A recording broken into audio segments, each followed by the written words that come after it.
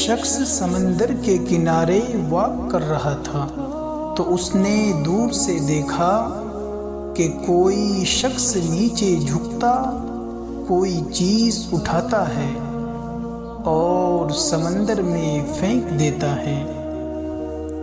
ذرا قریب جاتا ہے تو دیکھتا ہے ہزاروں مچھلیاں کنارے پہ پڑی تڑپ رہی ہے۔ شاید کسی بڑی موج نے انہیں سمندر سے نکال کر ریت پر لا پٹخا تھا، اور وہ شخص ان مچھلیوں کو واپس سمندر میں پھینک کر ان کی جان بچانے کی کوشش کر رہا تھا۔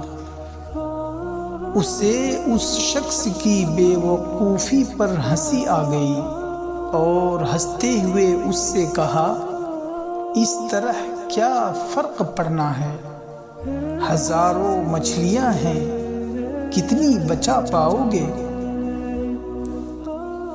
یہ سن کر وہ شخص نیچے جھکا، ایک تڑپتی مچھلی کو اٹھایا اور سمندر میں اچھال دیا۔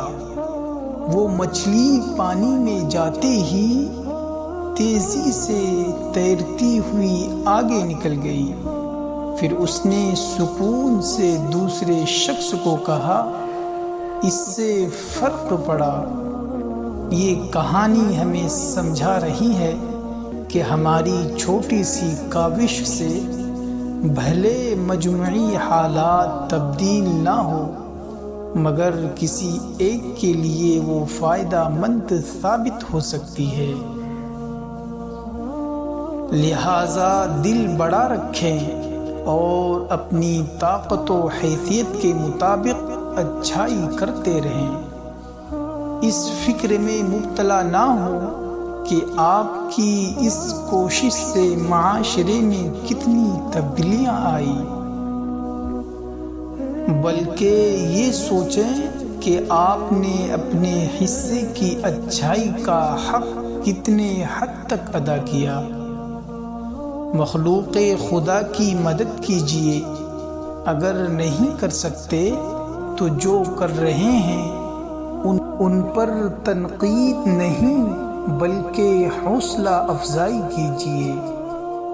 جو شخص مدد مانگ رہا ہے چاہے چھوٹی ہی صحیح، اس پر شک نہ کیجیے، بلکہ یہ سوچ کر مدد کریں کہ کروڑوں لوگوں میں اللہ نے آپ کو چنا ہے مدد کے لیے، جو اس کے دل میں ڈال کر بھیجا ہے، ورنہ وہ یہ کام کسی اور سے بھی لے سکتا تھا۔